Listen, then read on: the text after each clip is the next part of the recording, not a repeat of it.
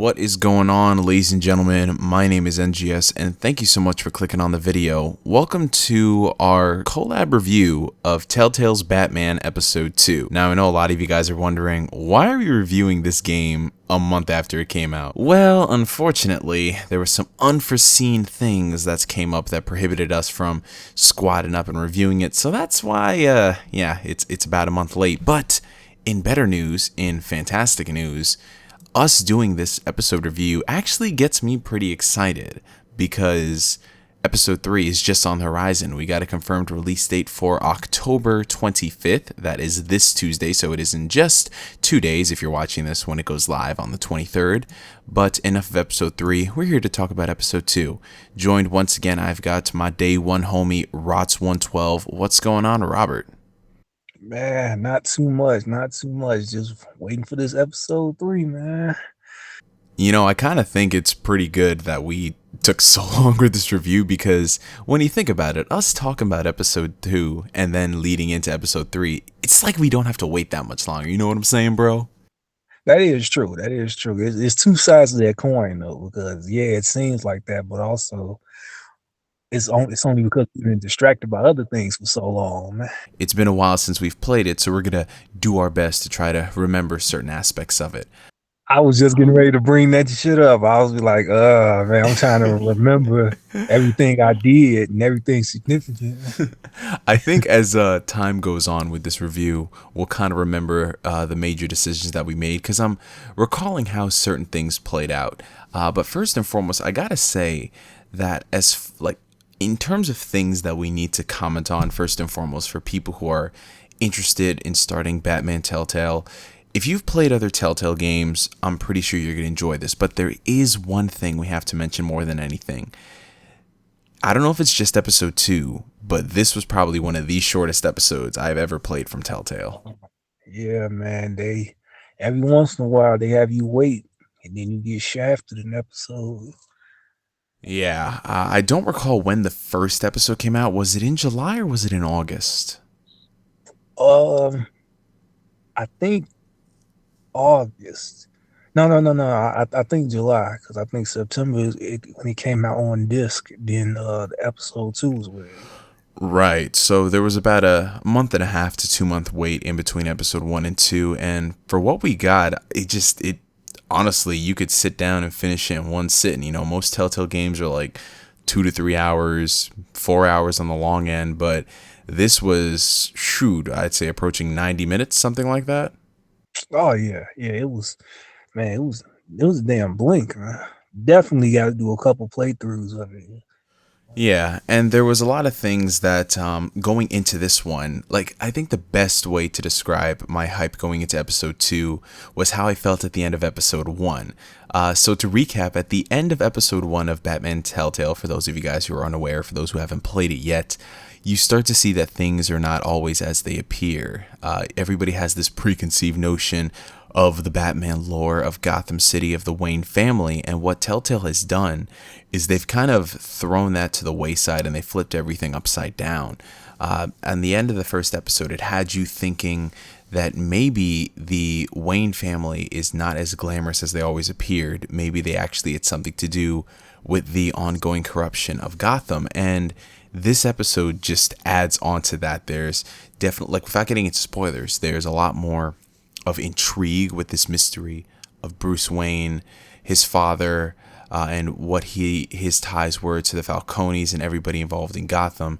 And I gotta say, from a narrative aspect, I think that this is like a really good place to explore because we don't really, like, we hear about the Waynes and we hear about the corruption in Gotham, but it's more from Bruce's avenue. It's more from Bruce trying to fight the corruption. It's a different style when it's involving his family and stuff that he didn't know about. What did you think about that, Rob? I loved it. I love any opportunity where somebody tries to open a different door or show a different perspective to something we think we know. I admire that. I got to give them credit for that. So I'm open to anybody that can properly do it. And unlike the whole recent story about apparently Bruce might be having a long lost brother, which I felt was kind of dumb. I don't know if you heard about that story. Wait, what? Yeah, there was a story. They haven't confirmed it or not. They kind of just playing off of it, but there's a 50-50 chance that Bruce may have had like a hidden brother after all this time of what we thought about this story. Oh God, is this something happening in Rebirth? Not in Rebirth. It was around the final runs of New 52. But from what I heard, they may still be keeping that storyline. Oh well, we'll cross that bridge when we get to it Right. because But I was just yeah. gonna say this is how you not open a new door to a pre-established story. But yeah, Telltale when it comes to involving his family more, I actually like this. I want to see more from the Waynes than just being shot in the alleyway. Yo, speaking of which, speaking of being shot in the alleyway for the 15th millionth time, oh Oh Lord, my God, how many times they've been killed? There's a compilation video of that up, by the are way. you serious? Yeah, like somebody put every single moment Wayne's got from the very first comic all the way to like I think it stops at like Arkham Origins. I don't think he updated it. Oh man, and then you got Batman v Superman, and now you have this, and then Batman VR. Oh good God. Oh man, Yeah, I know quick. there's the ongoing meme of Uncle Ben saying, "Stop rebooting Spider-Man. I'm tired of getting shot." But I feel bad for Thomas and Martha Wayne, fam. Exactly, man. It's like they both got to get, and they got to keep breaking them damn pearls in different ass ways, man. And in some cases, you go for the gun of the assailant like a dumbass. But we ain't bringing that up. Yeah, you go, yeah, hey, when somebody put a gun in your face, just swing at them. Just go ahead and do it. Just swing on them. Just swing on the gunman when the gun dead in your face, because you can swing faster than somebody who can pull a trigger. Well, hey man, he's gonna redeem himself. I mean, he coming to the Walking Dead, so you know. Yeah, exactly, and you can already see Snyder when he wants to do uh Flashpoint Batman in some kind of shape. I wouldn't mind that. Get Snyder out of the reins, and yeah, I'm down for Flashpoint Batman. But again, going back to pre-established stories and being done again, this one was actually interesting because, like, let's be real, we've all seen the story time in, time out of how the Waynes get shot. But the way they did it with this one is actually pretty interesting because it kind of ties in with the story. You saw that Bruce kind of had some second thoughts about his family lineage and the way the events broke down because if he could see that his father was somewhat corrupt, maybe the events of what happened before have to play a part in it. Maybe his parents being murdered wasn't just a random act by some dude on the street. Maybe there is something deeper to this.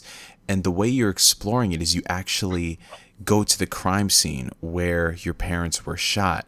And it's done in detective mode style where you're exploring different avenues, very Batman like, as you can surmise. And as you explore these key points, in detective mode, it replays certain aspects. And what's really messed up is you just have to sit there and watch this unfold. Man, it was just a different experience than just seeing the people on screen get shot. Because this one, you're actually, you know what's going to happen, but it's just tippy toeing and getting you to that portion. That's what killed me more than anything. Hell yeah, man. It's, I put it like this: you're a good job at masking something when I know what's gonna happen, and you can still strike me with it. Yeah, that's definitely the best thing that I can give them. It's because like you know that how this is gonna play out, you know what's gonna happen, but it's the build up to it which makes it so special. And in general, there's a lot of things in this that even though the game is rather short, I think it's the perfect length for an animated comic, an animated film, because it literally goes from one beat to another beat to another beat and it gives you all the information that you need. Like after you go through this scene, you jump straight into Bruce interrogating Carmine Falcone, and then from there it goes into another scene, and then it's leading you down this path and it just doesn't stop. So for it being a short game, I think that the pacing was handled rather well. What do you think about that, Rob? Yeah. It kept me interested. I kind of had that vibe. What's funny is for this one episode, I kind of had that similar vibe I had for like almost all 5 episodes of The Wolf Among Us, where it's like you didn't want to pull away and you were engaged in every single moment. Yeah, and I think with this episode in particular, there was a lot less of exploration and more conversation and dialogue. It didn't have you just exploring for the sake of. It literally just puts you straight into the conversation, which I know some people say, well, that's less gameplay. Wouldn't you want more gameplay? But I mean, realistically, if all you did was just walk into the environment, I think it'd be better if to just go straight into the dialogue option, you know? I mean, you gotta see, you gotta understand Telltale's genre, what they do. And it's like when my brain turns when I play a Telltale game, I already know, narrative comes first.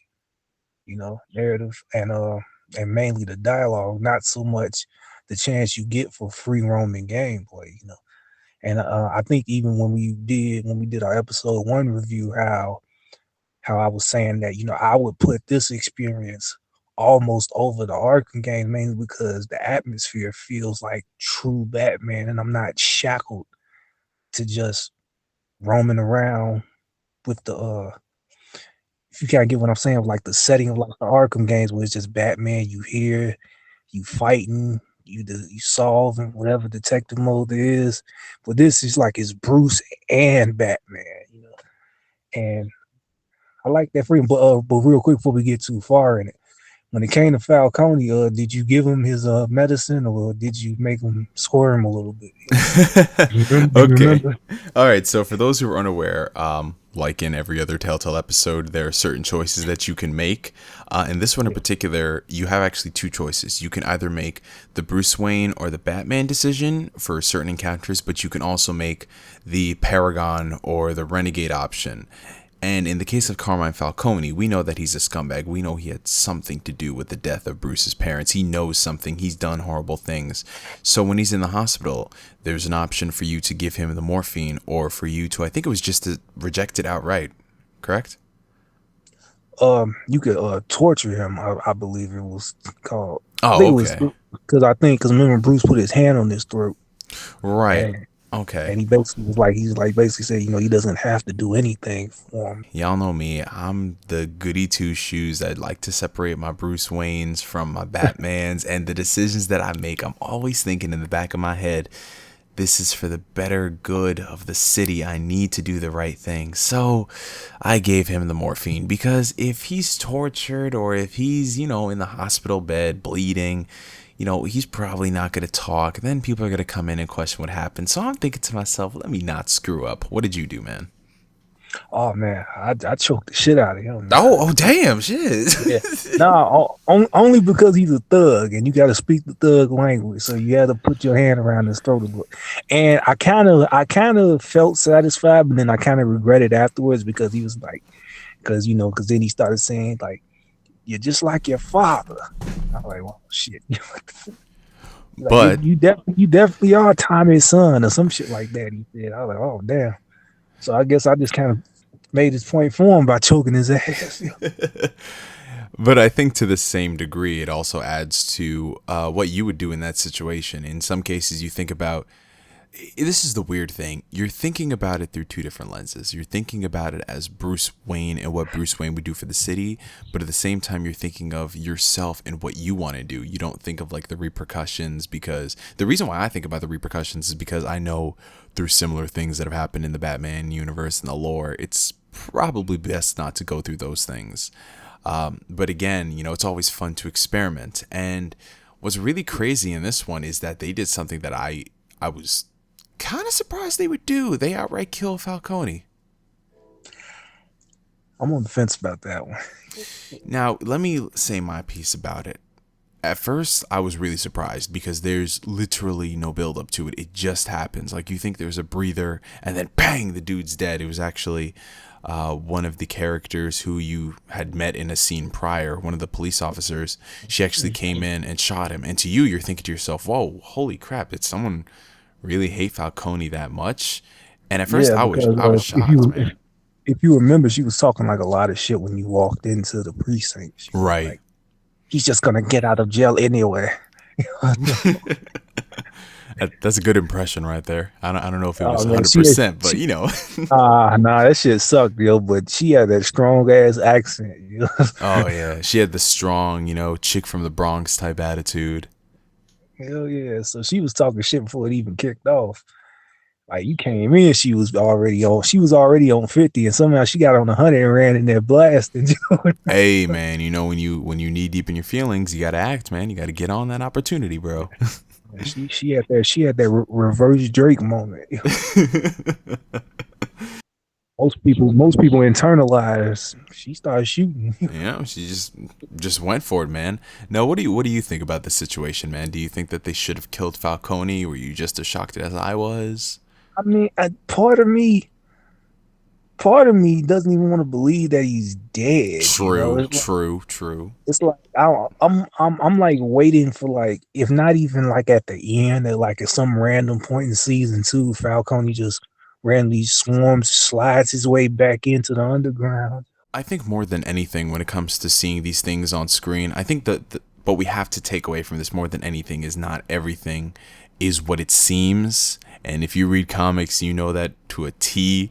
So who knows? Maybe he's dead. Maybe he isn't dead. You never know what'll happen, man. Maybe. I put it like this: Falcone is not innocent in this.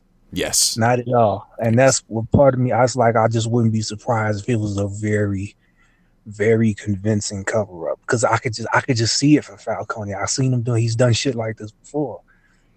So I'm still wishy washy about it. And in no shocker to anybody, you find out that the female police officer who shot Falcone was under the influence of something. She was under the mind control of what I assume will lead us to one of our primary antagonists for this episode series. And from there, it leads Bruce into trying to figure out what's going on and who is this individual and what's happening. And it leads him back to the lovely Selena Kyle. Oh man, can we talk about this for a second? Man, oh man, oh man. You want to take this segment? Well, first of all, just to add a little bit more fluff to it, you had a brief encounter with one Oswald Cobblepot. You know, I can't remember what was he trying to do though. I think he was in Falcone's club, wasn't he? Yeah. So you have a brief encounter with Cobblepot, and long story short, without getting too in depth about it, basically you find out he was the employer of Selena Kyle, and Batman basically pieces together that, since she failed to deliver on what she needed to back from episode 1, they're gonna get ready to kill her. So switch over to probably like the best moment in this episode, uh, getting another Bruce Wayne moment, which I love. The more Bruce Wayne moments, in my opinion, the better, because I just like this switch, because we rarely get this amount of freedom. Bruce Wayne goes to, I can't remember where. I don't even know if they explained where. I just call it whatever crime infested bar, because every town has one. Bar full of criminals or whatever. He goes in there looking for Selena Kyle, and man, can we talk about Laura Bailey real quick? Oh, the goat, Laura Bailey. And that voice, that damn voice, man. Ooh. But yeah, you gotta help me try to piece together, because I can't remember this whole thing. All right, so Bruce decides to get in contact with Selena because he feels that Selena, if I remember correctly, is in danger because she's hanging around with the wrong crowd. And as you know, Selena tends to do that. She lives that dangerous lifestyle. So he goes to find her at this bar. And I assume it's Cobblepot's men who are after her because she's got some debts she needs to be paid. Yeah, Cobblepot was the client that she was talking about episode 1. And he never got his shipment, because that was the whole thing about episode 1, was that Batman showed up in place of her at the docks, but apparently something had already happened. So therefore, Cobblepot never got what he needed. So therefore, he tried to terminate Selena, and basically Bruce just tried to go and warn her of what's about to go down. But of course, in typical, um, I don't even want to say comic book fashion, but in just typical cliche fashion, as soon as he's warning her is when the guys show up in the bar. initiate bar fight. Oh, This fight was so fucking slick, man. yo. Like, it's really something you got to experience to believe, because we know Telltale relies heavily on QTE segments, but the way it was done in this one, basically you're controlling two people at the same time. You go from controlling Bruce to controlling Selena, and then you're punching the enemies back and forth, and it's actually done and handled very well. So it's not just tap X or tap O or dodge out of the way. You actually use two button prompts and, you know, just switching back and forth. And the cool thing is that it's not just all the QTE segments in one bit. They actually give you a breather, and then it goes back to QTE segments. So you got to really keep on your toes for those things. Exactly. I mean, and they choreographed the hell out of it. Oh my So it's god, like yeah. it's so fast and so consistent. It doesn't feel like every couple of frames then you have to do something. You're almost doing the entire fight. So it's like a full on fight you're doing, even though it's QTEs. And also something they started, I'm sure you caught on to this back in episode 1. They actually have like a special meter you build up for all the successful inputs. And then you build it up, and then I guess you just unlock this special scene or special maneuver that they do in whatever fight it is. Uh, I can't remember what it was. I think it had something to do with him throwing Selena across the room and her hitting somebody or something like it was something like that. Yeah, it was something pretty extravagant. It's like, But damn.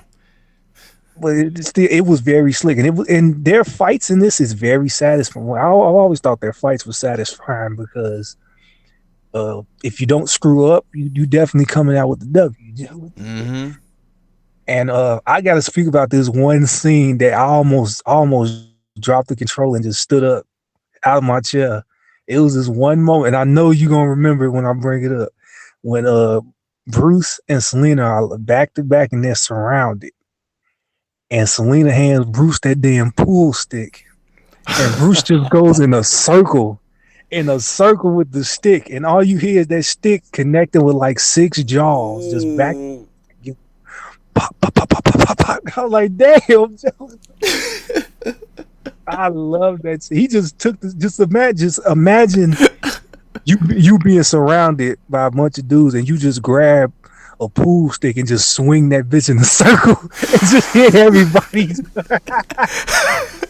I feel like if you get hit by that, there's no coming back from it. There's no fucking coming back from it. You gotta kill yourself tonight. Also, Selena just ducked it. He just swung that shit in a circle, just cleaned everybody out in one swing.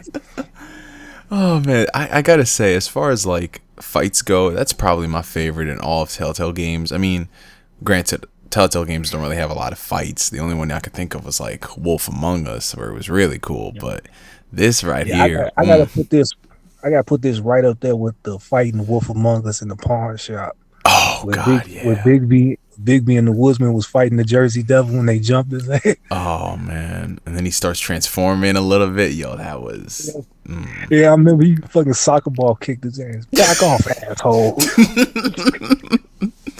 Oh my god. And then some other stuff happens, which we're really not going to get into, but we end up getting into our second major decision, if you will. Ooh. Now, Rob, this is where I believe we differed, if I'm recalling our first discussion on this. Did you end up kissing Selena or nah? I did not. Good sir, good man. You're a good man.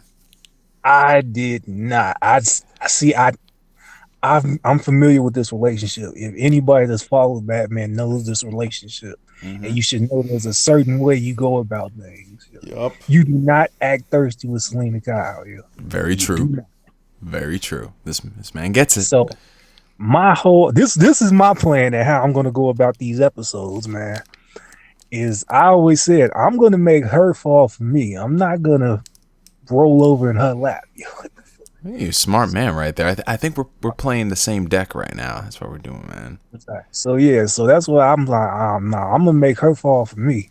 Yeah, I mean, she is Catwoman. So what's the number one thing when it comes to cats? You want them to come to you. You don't want to come to them. Exactly.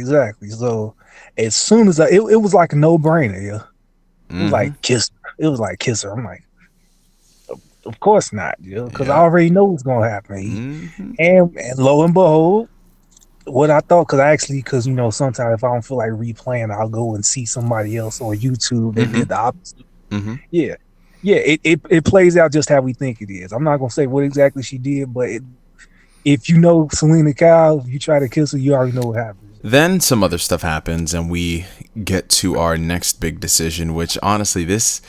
Oh, man. I gotta say, this was a mouthful. So basically, there's more conspiracies unraveling when it comes to Gotham and when it comes to the Wayne family.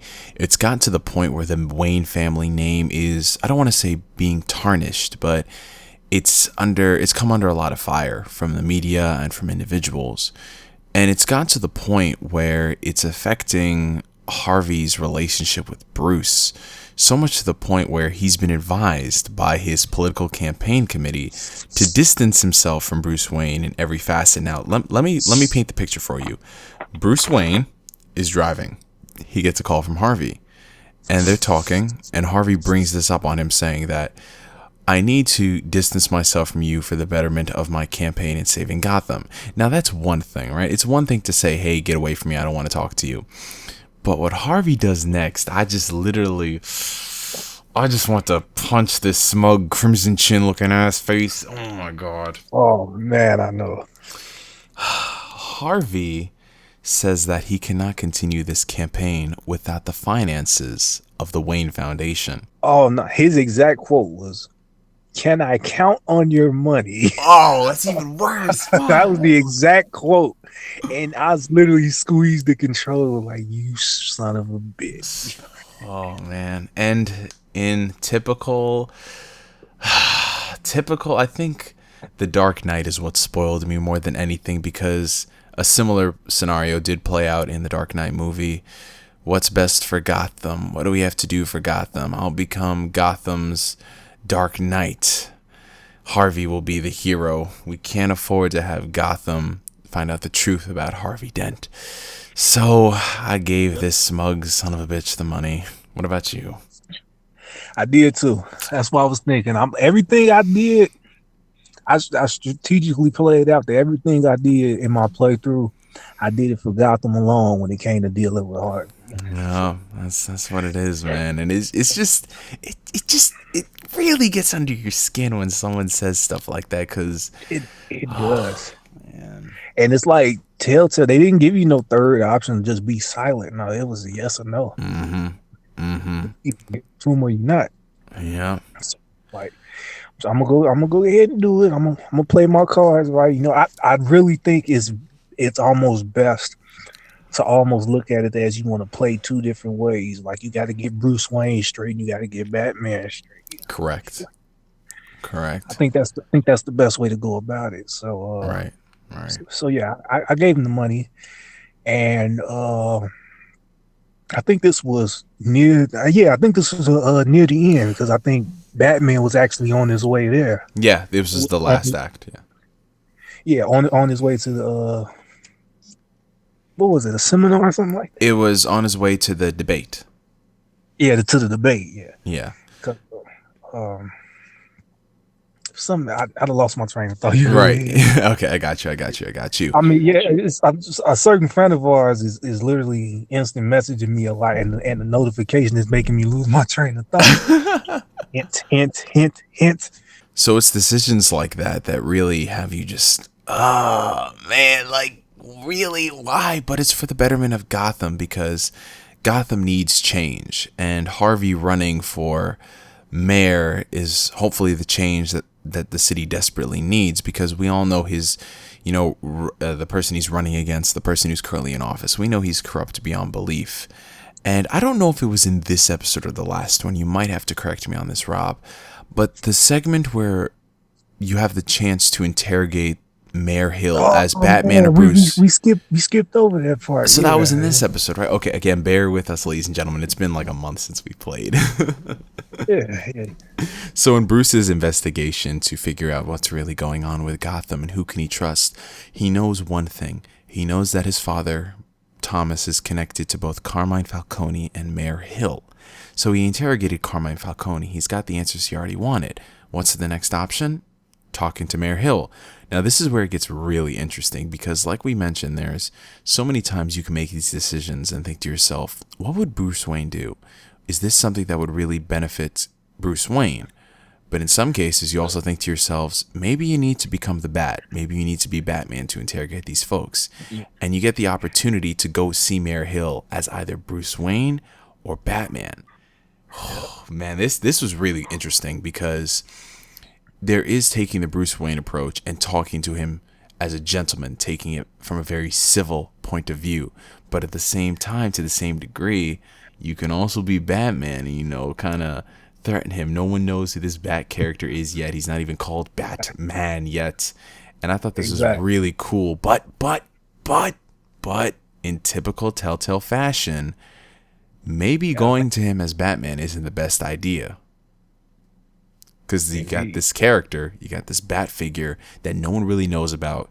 The public perception of him is relatively unknown, but it seems to be going more towards the positive aspect. So would you want to ruin that positive reputation by going and interrogating a public figure or nah? So this is what really got me going. Like, damn. So I went with Bruce Wayne. Exactly. Batman doesn't make statements to the press, so all it takes is the mayor to spin the story, and he could say, Batman busted in his house and beat his ass for no reason. And you know what? This was a situation where Bruce Wayne actually had more ammo than Batman. Bruce Wayne had evidence. He had evidence, and it was personal. So Bruce came in there on the sly, talking with Mayor Hill, and he blackmailed his ass. He was like, I know what you up to. I know you had something to do with was it connection to the drug? I see it's so much shit going on. I can't remember if it was a connection to the drug or connection to Cobblepot's little army he's making. But Hill was on some dirty shit, and Bruce had the information, and so Bruce had he had the better leverage because honestly, with Batman, you could probably get more direct answers faster by scaring the hell out of him. But like how you said, you run the risk of tarnishing his image depending on how you ended episode 1. If you didn't already tarnish it, I don't know how most of you other people out there played it. But if you're trying to build Batman's image, this was a moment where Telltale, I'll almost say, they were kind of testing you. 'Cause I think sometimes they kind of give you 2 options, but they kind of make it simple. Right. Which one is the best one, If you have the option to hit somebody, should you though? Just because you see it, should you? Yeah. I'm one of those people where I think about it hard. I'm like, I want to hit your ass, but nah, I'm not. I just want to add real quick. I love like the little metaphorical scene change they had where Bruce is standing there, and when you make your decision, depending on which persona you pick, depending on which car that zoomed past the screen. So if you pick Bruce, the red one flew by, or you pick Batman, the black one shot by. There's a lot of really nice symbolism in this game, I noticed. Yeah, definitely. This feels like an actual playable comic book, man. Yeah. It's nuts. It's the little things that really sell this game. But speaking of little things that we've forgotten, let's get back on point to the final act of the game, the final segment where things really hit the fan. This is where you get your biggest bombshell of the episode. Everything was leading up into this portion. So during the debate between Harvey and Mayor Hill, it's interrupted by the Sons of Arkham. I believe that's what they were called, if I remember correctly. Someone correct me in the comments section. And you find out that, okay, this is probably, I would say, the biggest change that I've actually seen to the character since a certain TV show. You find out that this Oswald Cobblepot, you find out he's the Penguin, which I know a lot of you guys who are fans of Batman are like, well, yeah, duh, he's the Penguin, obviously. Dun, dun, dun. Yeah, but the way it was handled in this, it's so different. I don't know how to, like, because you think the Penguin and you think, short little stubby guy and, really, really pointy nose and all that nonsense. Then you find out that this Penguin is basically an anarchist, and it's just it was a different change, but it kind of felt right, if that makes any sense. What do you think about this? I mean, yeah, I think Penguin has definitely evolved now. I think now is more so on his persona. Yeah. Oh, instead of just the whole physical deformity thing, you know. I mean, some people are gonna stick to the code and all that, but it's Penguin's one of those characters that's gonna have a serious revamping in the future, and it's starting now between that TV show and this right here. So yeah, I like it. It's a different approach, and I know they're gonna work their way around to him becoming somewhat close to the Penguin we know. But yeah, he's not no angry ass short dude with three fingers. Yeah, angry at the world because of his physical deformities and his family and all that stuff. He's very different. He's an anarchist. He's young, and he actually wears a mask that doesn't resemble a penguin, but you know it gets the point across. I'm not feeling that yet, but I Yeah, know it's a work in progress because eventually, if you all know, Penguin's one of those people where he's literally just out in the public. You know, he's like a public figure. hmm, Eventually he will be. right. Right now, it's we're on the come up about it. So yeah, Right now he's just Oz. That's it. exactly. Oz. Yeah. So during this, we learn a lot of interesting things, and it confirmed a lot of suspicions that we've had for the past episode and a half. That being that, yes, Thomas Wayne indeed did some shady freaking shit. Now, this was surprising to me, and I know I said everything's surprising to me in this because you always think in the back of your head, okay, they're gonna build up to something, but it's just gonna be a hoax. It's not gonna be legit. They're gonna do a catch, like just pull a rabbit out of the hat types of stuff. But then you actually see video, and it's like, oh, you can't refute that. Mm-mm.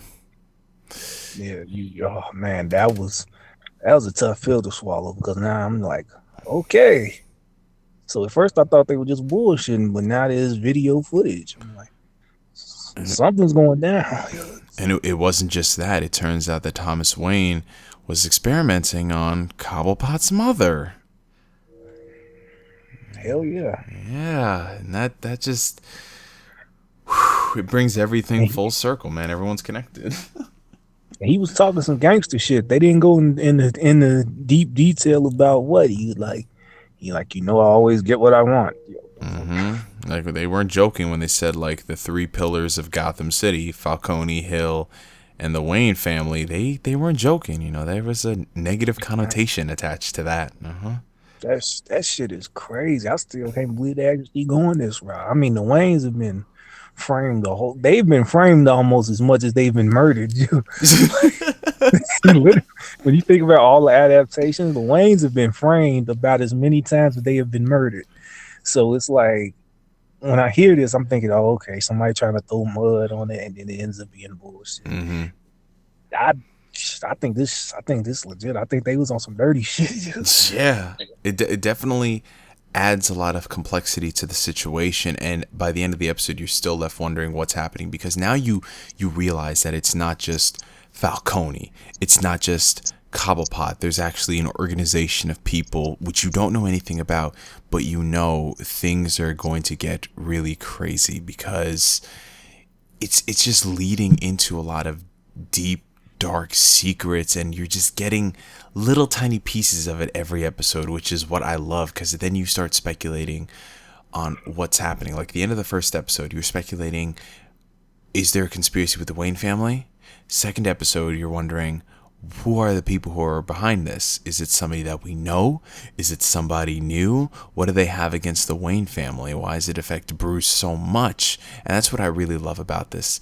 But we can't end off this review without talking about the final decision that you make. Yeah. So in the situation, Batman tries to go and defuse the situation. He tries to apprehend Cobblepot, or as he's called now, the Penguin, and the Gotham City Police Department's trying to do the same as well, because Penguin gives no F's. Like, he's just there and he will shoot a person, like no joke about that. So he's there and he's doing what he wants to do because he wants to send a message. And in the chaos of the situation, there's a point where you can either choose to save Harvey Dent or choose to save Selena Kyle. I think Harvey Dent was he gonna get shot by the penguin, or was something gonna fall on him like Nah, scaffolding?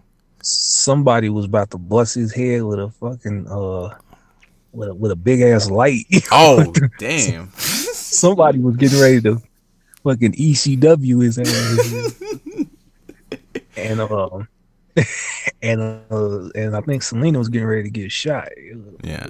So in this situation, y'all already know me. Like, I think you can just put this on autopilot and just whatever situation you could think of that pertains to Gotham City, you know your boy Neo's gonna choose that. I chose to save Gotham's shining knight. What, Yeah, bruh? You yeah, you saved this ass.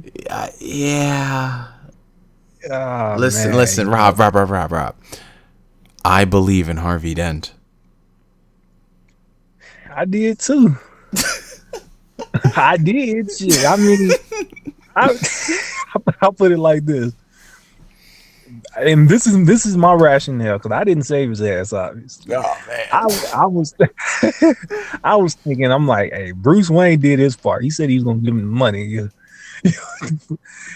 Oh, Batman doesn't owe him a damn oh, thing. damn, you're so right. What the hell? Yo, chill. Oh my god. Bruce did his part. Bruce said he was gonna give him the money, so Bruce can't get in trouble when he wakes up, because you can guess what happened when dude hit his ass with that light. Yep. People, yeah, it fucked up half his face. So there you go. Hey, well, hello, Two-Face. I mean, dang, I actually regret that now because I bit my tongue when I tried to save him. I'm like, God damn it. And then Selena, she just gives you this look. Like, not as in a Man, look of disgust, but she was just like, a look when she just got away. She just turned around and looked at Bruce. And I'm like, oh, man. yeah, nah, I couldn't let her go. Because it all plays into my plan. Like I said, I'm gonna make her fall for me. I done the favor for her at the docks. You had to save her at the bar. Didn't didn't try to kiss her, so I'm letting her create the interest. And obviously, she becomes interested enough that she actually just comes to help you on her own accord. And that's the other thing. She came to help you. She stopped what she was doing and came and helped. Usually, Bruce has to ask her, but no, she actually chose to do it. So True. she's already starting to feel you. Yeah. And I'm like, okay, so she actually took her time out to come here and help me. I ain't about to turn my back on her now. This man, Rob, is wiser than I. I actually regret that decision. Nah, man, you were thinking about Gotham, man, and I can respect that. But this makes things interesting for our further reviews, because me and you we just split Yeah, in that's the fourth true. row. That's true. That's So that's very gonna true. make further so that's gonna make further reviews very interesting, because now we're kind of gonna have different stories to tell. Very true. And considering that episode 3 is just on the horizon, we are 48 hours away from this as of this recording. It's going to be really interesting to see where they take this. And I'm actually very excited because this is, I guess you can call it the halfway point, since it's going to be 5 episodes. So if they continue to do these monthly, we should be done literally by around Christmas time of this freaking December, man. This is crazy. Yeah, hell yeah. I mean, if they stick to it, yeah, we should be done by the end. Normally, I would take the last couple of minutes of the review to talk about where we want the episode to go, but considering that, like I said, we're doing this review very late, it's not really going to make much sense to say, hey, I think they do this. So, we'll just, And just be incorrect as fucking 2 days. yeah, literally, it's like people watch this before the episode comes out and they're like, oh, dang, yeah, they didn't do anything what y'all said. Dang it. Y'all couldn't be more wrong, right? and then a clown steps on the scene. Oh hell no! All right, ladies and gentlemen. Well, that wraps up our long overdue review of Telltale's Batman Episode 2. I want to thank my co-host Rottz112 for joining me on another fantastic and fabulous episode. Thank you very much, my friend.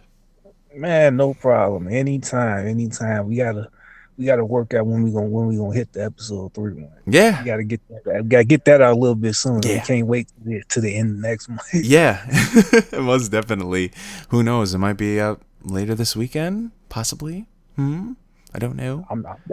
I'm down because I know I'm going to finish that episode that day. Oh yeah, without a doubt, man. Without a doubt. I'm about to second I get home.